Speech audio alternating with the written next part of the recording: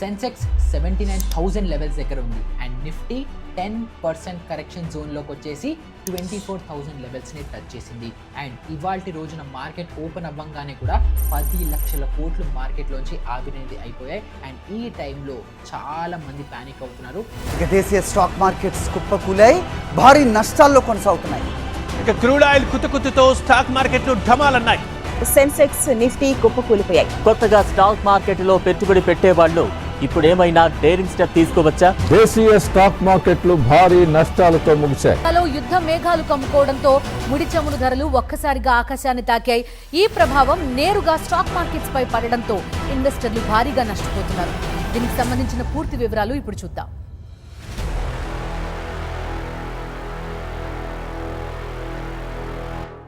Investors ఎవరైతే ఉన్నారో వాళ్ళు మేము ఇన్వెస్ట్మెంట్స్ ఆపేయాలా, ఎస్ఐపిస్ని ఆపేయాలా, లేకపోతే ఇప్పుడు మార్కెట్ 10% కరెక్షన్లో ఉంది కాబట్టి ఈ టైంలో మనం ఇంకా లంసమ్ ఇన్వెస్ట్మెంట్స్ చేసుకోవచ్చా అని చెప్పి చాలా మంది డౌట్స్ అనేవి అడుగుతున్నారు. అండ్ ఇంకా ఇంపార్టెంట్గా ఎవరైతే లాస్ట్ 1-2 ఇయర్స్లో 2023, 24, 25 ఈ 2-3 ఇయర్స్లో ఎవరైతే కొత్త ఇన్వెస్టర్స్ వస్తున్నారో వాళ్ళు కంటిన్యూస్గా మార్కెట్స్లో ఒకసారి గ్రీన్ చూస్తున్నారు, ఒకసారి రెడ్ చూస్తున్నారు కాబట్టి భయంకరమైన కన్ఫ్యూజన్లో ఉన్నారు. సో ఇప్పుడు వీళ్ళందరినీ అడ్రస్ చేసుకుంటూ ఇలాంటి మార్కెట్స్లో మనం ఏం చేయాలని చెప్పి ప్రీవియస్ డేటాని మనం అనలైజ్ చేసుకుంటూ మీ అందరికీ కాంటెక్స్ట్ అనేది ఇచ్చేస్తాను.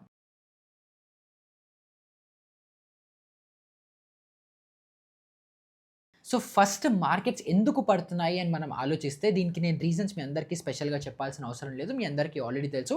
ఏదైతే జియో పొలిటికల్ ఈవెంట్స్ జరుగుతున్నాయో, యూఎస్ఏ ఇన్వాల్వ్ అయ్యి ఏదైతే ఇజ్రాయెల్కి ఇరాన్కి వార్ నడుస్తుందో, ఏవైతే గల్ఫ్ కంట్రీస్ అన్నిటినీ ఇరాన్ అటాక్ చేస్తుందో దానివల్ల క్రూడ్ ఆయిల్ మ్యానుఫ్యాక్చరింగ్ అవ్వచ్చు, సప్లై అవ్వచ్చు, వీటన్నిటి మీద ఇంపాక్ట్ అవ్వడం వల్ల క్రూడ్ ఆయిల్ ప్రైసెస్ అనేవి చాలా పెరిగిపోయాయి. అండ్ రీసెంట్గా మనం క్రూడ్ ఆయిల్ చార్ట్ కూడా మనం చూసుకుంటే ఆల్మోస్ట్ $120 పర్ బ్యారెల్ టచ్ అయింది. అండ్ చిన్న మీకు ఒక కాంటెక్స్ట్ ఇవ్వాలి అని అంటే క్రూడ్ ఆయిల్ పర్ బ్యారెల్ ఒకవేళ $10 పెరుగుతోంది అని అనుకుంటే ఇండియాలో 0.4%తో ఇన్ఫ్లేషన్ పెరుగుతుంది అని చెప్పి మనకి స్టాటిస్టిక్స్ చెప్తున్నాయి. అండ్ ఇన్ఫ్లేషన్ పెరుగుతుంది అంటే ఏమవుతుంది, మనకి ఖర్చులు అనేవి పెరిగిపోతాయి. సో దానివల్ల ఆర్బీఐ ఏం చేస్తుంది, ఇంట్రెస్ట్ రేట్స్ని పెంచడం జరుగుతుంది. సో దానివల్ల ఏమవుతుంది, మన ఎకానమీ స్లో డౌన్ అయ్యే ఛాన్సెస్ ఎక్కువ ఉంటాయి. సో ఇవన్నీ అజ్యూమ్ చేసుకొని ఎప్పుడైతే మనం క్యుములేటివ్గా చూస్తామో ఎఫ్ఐఐ ఇంట్రెస్ట్ కూడా ఇండియన్ మార్కెట్స్లో తగ్గిపోవడం వల్ల మీరు ఆల్మోస్ట్ లాస్ట్ 7 డేస్లో కనుక చూసుకుంటే ఆల్మోస్ట్ 39,000 crores ఇండియన్ మార్కెట్స్ నుంచి ఎఫ్ఐఐస్ సెల్లింగ్ అనేది చేశారు. సో ఇవన్నీ కాన్ఫ్లిక్ట్స్ అవ్వడం వల్ల మేజర్గా మనము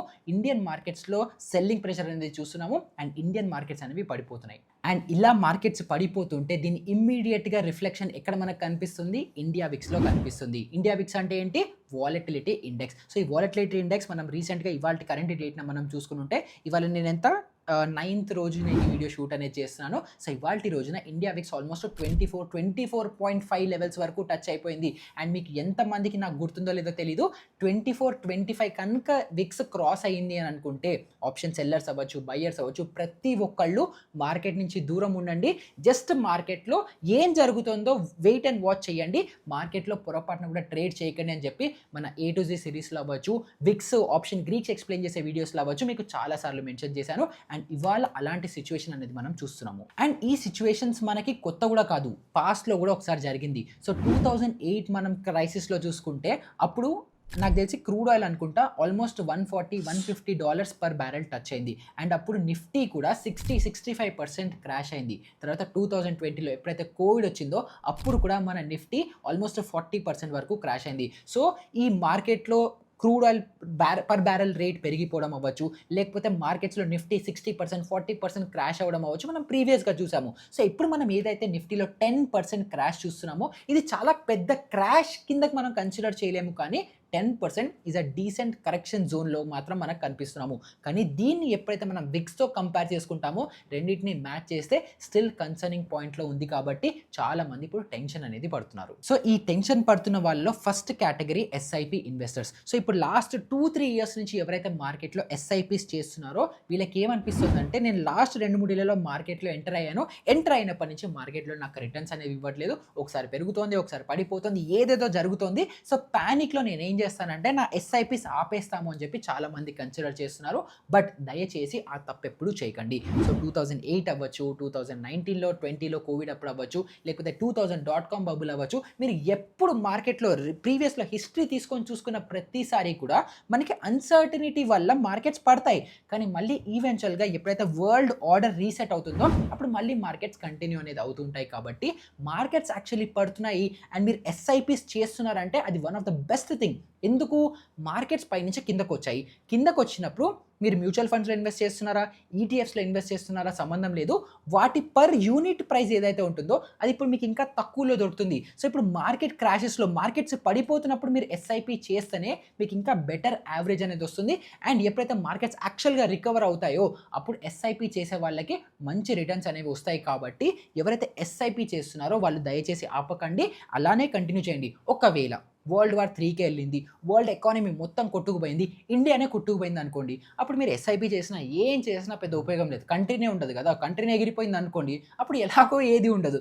సో మీరు ఒకవేళ ఇండియా మళ్ళీ సస్టైన్ అవుతుంది, మళ్ళీ గ్రో అవుతుంది, ఇంకొక 10, 15, 20 ఇయర్స్ మీ హారిజన్ టైం ఫ్రేమ్లో మీరు ఇన్వెస్ట్ చేస్తున్నారనుకుంటే ఎలాంటి టెన్షన్ లేకుండా ఎస్ఐపిస్ అనేది కంటిన్యూ చేసుకోండి. ఇంకా నన్ను అడిగితే ఇలాంటి మార్కెట్స్ టైంలో మీరు ఎస్ఐపి కొంచెం పెంచుకొని ఇంకా ఇన్వెస్ట్ చేసినా కూడా ఎలాంటి ప్రాబ్లం అనేది లేదు. తర్వాత next category option traders. So వీళ్ళు ఏంటంటే ఆప్షన్ బయింగ్స్ అనేవి ఇప్పుడు చాలా చేస్తున్నారు. సో ఇప్పుడు మీరు విక్స్ చూసుకుంటే మనకి లాస్ట్ ఒక 2-3 మంత్స్ వరకు కూడా 11, 12, 13 రేంజెస్లో ఉండే విక్స్ ఇప్పుడు 25లో ఉంది. అంటే ఏంటి? 100 రూపాయలకి దొరికే ఆప్షన్ ప్రీమియం ఇప్పుడు మీకు 200 రూపాయలకి దొరుకుతోంది. సో ఒకవేళ మార్కెట్ కొంచెం రికవరీ నిజంగా పైకి వెళ్తున్నప్పటికీ కూడా మీ ఆప్షన్ ప్రీమియం పెరగదు. దాని ఐవి అనేది ఐస్ క్రీమ్ కంటే దారుణంగా, ఇప్పుడు వేడి చూసారు కదా ఎలా ఉందో, అంత వేడిలో ఐస్ క్రీమో ఐసో కరిగిపోయినట్టు మీ ప్రీమియమ్స్ కూడా కరిగిపోతాయి. ఎందుకంటే విక్స్ అంత ఎక్కువ ఉంది, 25 దగ్గర ఉంది ఆల్మోస్ట్ విక్స్. అండ్ ఇలాంటి టైంలో కనుక మీరు ఆప్షన్ బయింగ్ చేస్తున్నారు, అందులో కూడా చాలా స్పెసిఫిక్గా out of the money option buying చేస్తున్నారు అనుకుంటే 100% మీకు లాస్ వచ్చే ఛాన్సెస్ ఎక్కువ ఉంటాయి. కాబట్టి ఆప్షన్ బయింగ్ దయచేసి చేయకండి. తర్వాత సెకండ్, నేను రీసెంట్గా వీకెండ్ రోజు మన టెలిగ్రామ్ కమ్యూనిటీ మెంబర్స్ ఒక లైవ్ Q&A సెషన్ని కండక్ట్ చేశాను. అందులో ఒక వ్యక్తి వచ్చి ఇప్పుడు నిఫ్టీ ఆల్మోస్ట్ ఒక 5-6% పడింది కదా, ఇంకెంత పడుతుందిలే అని చెప్పి కాల్ ఆప్షన్స్ని బై చేశారట. సో మీరు కూడా ఈ తప్పు ఎప్పుడూ చేయకండి. ఎందుకంటే నిఫ్టీ ఇప్పుడు 10% క్రాష్ అయింది, 10% కరెక్షన్ అనేది జరిగింది, అక్కడ హోల్డ్ అవుతుంది. ఇప్పుడు రేపు పొద్దున ఇంకొక 5%, ఇంకొక 10%, ఇంకొక 20% కూడా పడదు అన్న గ్యారంటీ ఉందా? లేదు.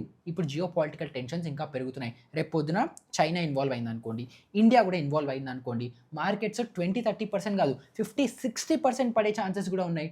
కాబట్టి 10% పడింది, 5% పడింది, ఇంకెంత పడుతుందిలే, మళ్ళీ రివర్స్ అవుతుంది, సో కాల్ ఆప్షన్లు బై చేసి పెట్టుకుందాం, అందులో కూడా out of the money call ఆప్షన్లు బై చేసి పెట్టుకుందాం అన్న ఇలాంటి తప్పులు అస్సలు చేయకండి. అండ్ విక్స్ కూడా మనకి ఇండికేషన్ ఇస్తుంది 24-25 లెవెల్స్ దగ్గర ఉంది.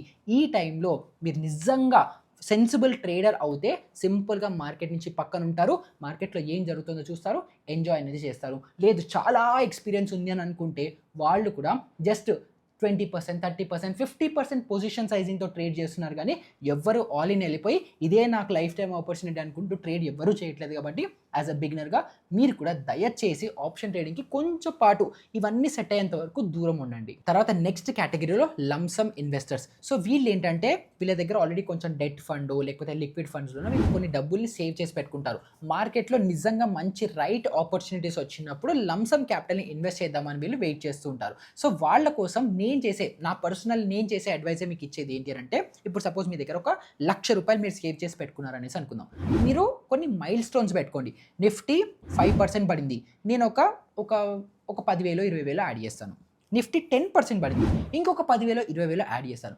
నిఫ్టీ 15% పడింది, ఇంకొక 10,000, 20,000 యాడ్ చేస్తాను. నిఫ్టీ 20% పడింది, ఇంకొక 10,000, 20,000 యాడ్ చేస్తాను అని చెప్పి ఇలాగ మీరు 5, 10, 15, 20, 5, 10, 15, 20 ఇలా 4 ట్రాంచెస్లో మీరు డివైడ్ అనేది చేసుకొని 25,000, 25,000, 25,000, 25,000ని యాడ్ చేసుకోండి. ఇలా 5% పడినప్పుడల్లా 25,000 యాడ్ చేసుకుంటే ఏమవుతుంది అంటే మార్కెట్స్ ఇంకా పడుతున్నాయి అనుకోండి, మీకు యావరేజ్ అవుట్ అనేది జరుగుతుంది. లేదు 5% నుంచి రివర్స్ అయిపోయింది అనుకోండి, మీరు మంచిగా ఒక దగ్గర ఇన్వెస్ట్ చేశారు కాబట్టి అక్కడి నుంచి మార్కెట్స్ అనేది రివర్స్ అవుతాయి. ఎందుకు మొత్తం ఒకటేసారి ఇన్వెస్ట్ చేయొద్దు అని అంటే, మార్కెట్స్ 5% నుంచి రివర్స్ అవుతాయా, 20% నుంచి రివర్స్ అవుతాయా, లేదా 40% నుంచి రివర్స్ అవుతాయని చెప్పి ఎవ్వరూ గెస్ చేయలేరు మార్కెట్లో. కానీ మీ లంసమ్ ఏదైతే ఇన్వెస్ట్మెంట్ ఉందో దాన్ని క్యాలిక్యులేటెడ్గా, ప్రొటెక్టెడ్గా ఒక స్ట్రాటజీతో ఇన్వెస్ట్ చేయడం ఇంపార్టెంట్. కాబట్టి నేనైతే నా మొత్తం క్యాపిటల్ ఏదైతే ఉంటుందో దీన్ని నేను ఏం చేశానంటే 70:30లో పెట్టుకున్నాను. సో 70% క్యాపిటల్ ఏదైతే ఉంటుందో నేను అప్ టు 25% మార్కెట్ కరెక్షన్ వచ్చేంత వరకు డిప్లాయ్ చేస్తాను. తర్వాత రెస్ట్ ఏదైతే 30% ఉందో దాన్ని అలాగే హోల్డ్ చేసి ఒకవేళ నిఫ్టీ 50% వరకు పడింది అనుకోండి, 45-50% వరకు పడింది అనుకోండి, అప్పుడు ఆ రెస్ట్ 30% కూడా ఇన్వెస్ట్ చేద్దాము అని చెప్పి నేను అలా ప్లాన్ చేసుకున్నాను. సో మీరు మీ అకార్డింగ్గా రిస్క్ని మేనేజ్ చేసుకుంటూ మీ లంసమ్ని ఇలా ట్రాంచెస్లో డివైడ్ చేసుకొని ఇన్వెస్ట్ అనేది చేసుకోవచ్చు. సో ఎస్ఐపి చేసే వాళ్ళు ఏం చేయాలి, ఆప్షన్ ట్రేడర్స్ ఏం చేయాలి, అండ్ లంసమ్ ఇన్వెస్టర్స్ ఏం చేయాలో మనం డిస్కస్ చేసేసుకున్నాము. సో ఫైనల్గా ఎవరికైతే ఆల్రెడీ పోర్ట్ఫోలియోలో ఇన్వెస్ట్మెంట్స్ చేసేసుకున్నారు, లంసమ్ చేసే అంత క్యాపిటల్ వాళ్ళకి సేఫ్ అయ్యలేదు, లేదు అని అంటే ఎస్ఐపిస్ చేయాలంటే ఇంకా భయంగా ఉంది. సో మీరందరూ ఏం చేయొచ్చు అంటే జస్ట్ మార్కెట్లో మీ పోర్ట్ఫోలియో ఏదైతే ఉంటుందో దాన్ని హ్యాపీగా హోల్డ్ చేసి పెట్టుకోండి. ఏం కాదు, మీ ఇన్వెస్ట్మెంట్ హొరైజన్ కనుక 10-15-20 ఇయర్స్ కనుక మీరు మార్కెట్లో ఇన్వెస్ట్ చేయడానికే ఉన్నారు అని అనుకుంటే మీకు ఎలాంటి భయపడాల్సిన అవసరం లేదు. హ్యాపీగా 5-10-15-20 ఇయర్స్లో మెల్లిగా మళ్ళీ రికవర్ అవుతుంది. సో మీకు ఎలాంటి ప్యానిక్ అవ్వాల్సిన సినారియో అయితే అస్సలు లేదు. కాబట్టి మీరు టెన్షన్ పడకుండా హోల్డ్ అనేది చేయండి. తర్వాత ఎవరైతే కొంచెం ఏజ్డ్ ఉన్నారో, కొంచెం 30-40-50స్లో ఎవరైతే ఉంటారో, 30s-40s కూడా కాదు, 50s-60స్లో ఎవరైతే ఉంటారో మీరు ఏం చేయొచ్చు అనుకుంటే స్లోగా గోల్డ్ అవ్వచ్చు, సిల్వర్స్లో అవ్వచ్చు, మీ ఎస్ఐపిస్ని స్టార్ట్ అనేది చేసుకోవచ్చు, లేదా కొంత దానికి డైవర్ట్ అనేది చేయండి. ఎందుకంటే ఇప్పుడు మార్కెట్స్ పడుతున్నప్పటికీ కూడా గోల్డ్ సిల్వర్ కూడా క్రాష్ అనేది అవుతున్నాయి, గోల్డ్ సిల్వర్ కూడా పడుతున్నాయి. Gold silver పెరగట్లేదు. యూజువల్లీ ఇలాంటి టైమ్స్లో గోల్డ్ సిల్వర్ అనేది పెరుగుతాయి. కానీ మార్కెట్లో చిన్న నెరేటివ్, ఇన్సైడర్ నెరేటివ్ ఏం నడుస్తుంది అంటే ఏదైతే స్మార్ట్ మనీ ఉంటుందో ఆ స్మార్ట్ మనీ క్రూడ్ ఆయిల్ వైపు ఇన్వెస్ట్మెంట్స్ అనేవి చేస్తున్నారు. ఎందుకంటే క్రూడ్ ఆయిల్ ఇప్పుడు చాలా మోస్ట్ క్రూషియల్ కాబట్టి దాన్నే హిట్ చేశారు కాబట్టి మొత్తం ఇన్వెస్ట్మెంట్స్ అంతా క్రూడ్ ఆయిల్కి షిఫ్ట్ అవుతున్నాయని చెప్తున్నారు. బట్ అగైన్ క్రూడ్ ఆయిల్ చాలా చాలా వాలటైల్ ఇన్స్ట్రుమెంట్. సో ఇప్పుడు ఒకవేళ గోల్డ్ సిల్వర్ కనుక పడుతుంది అండ్ అవి అట్రాక్టివ్ రేట్స్లో దొరుకుతున్నాయి అనుకుంటే దాన్ని అక్యూములేట్ చేసుకోవడానికి కూడా ఇది రైట్ టైం. కాబట్టి ఎవరికైనా కమోడిటీస్లో ఇన్వెస్ట్మెంట్స్ చేసుకోవాలి అని ఇంట్రెస్ట్ ఉన్న వాళ్ళు కూడా గోల్డ్ అండ్ సిల్వర్లో స్లోగా డైవర్సిఫికేషన్ అనేది స్టార్ట్ చేసుకోవచ్చు. అగైన్ ఇది ఎవరికి చెప్తున్నారు, ఎవరికైతే 40s-50స్లో ఉన్నారో, ఇంకొక 10-15 ఇయర్స్లో రిటైర్ అయిపోతాం అనుకుంటున్నారో వాళ్ళకి డైవర్సిఫికేషన్ కూడా ఇంపార్టెంట్. కాబట్టి వాళ్ళకి ఈ సజెషన్ అనేది ఇస్తున్నాను. తర్వాత ఇంకొక బోనస్ సజెషన్, ఎవరికైతే మార్కెట్స్లో లాస్లో ఉన్నారో, ఎవరికైతే మేజర్ లాసెస్లో ఉన్నారో వాళ్ళకి ఇచ్చే సజెషన్ ఏంటంటే ఇప్పుడు ఆల్మోస్ట్ మార్చ్ ఎండ్ అయిపోతుంది.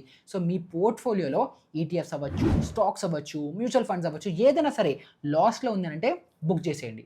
సపోజ్ మీరు ఒక 10 లక్షలు ఇన్వెస్ట్ చేశారు, 10% ఎంత ₹1,00,000 లాస్లో ఉంటారు. బుక్ చేసేయండి, అమ్మేయండి, సెల్ చేసేయండి, చేసి మళ్ళీ నెక్స్ట్ డే మళ్ళీ కొనండి. అప్పుడు ఏమవుతుందంటే ఈ 1 lakh లాస్ ఏదైతే ఉంటుందో దీన్ని మనం నెక్స్ట్ ఇయర్కి క్యారీ ఫార్వర్డ్ చేసుకోవచ్చు. దీన్ని మనము ట్యాక్స్ లాస్ హార్వెస్టింగ్ అనేసి అంటాము. సో దానికి కూడా మనకి ఈ సిస్టమ్ అనేది యూజ్ అవుతుంది. కాబట్టి మీ మేజర్ పోర్ట్ఫోలియో కనుక లాస్లో ఉందనుకుంటే లాస్ని బుక్ చేయండి, ఐటీ రిటర్న్స్లో చూపించుకోండి, నెక్స్ట్ ఇయర్ వచ్చే ప్రాఫిట్స్లో ఆఫ్సెట్ అనేది చేసుకోండి. కాబట్టి అలాగ కూడా మీరు యూజ్ అనేది చేసుకోవచ్చు. సో 10% మార్కెట్ కరెక్షన్ అనేది క్రాష్ లాగో, మార్కెట్ ఇంకా రేపు మళ్ళీ లేవదు, ఇంకా కూలిపోతుంది, ఇంకా యుగాంతం వచ్చేస్తుంది, ఇంకా మార్కెట్ ఇంకా లోకమే లేదు అన్న నెరేటివ్ ఏదైతే మనం మార్కెట్లో వింటున్నామో చాలామంది నన్ను వచ్చి అడుగుతున్నారో ఇవి చేయకండి.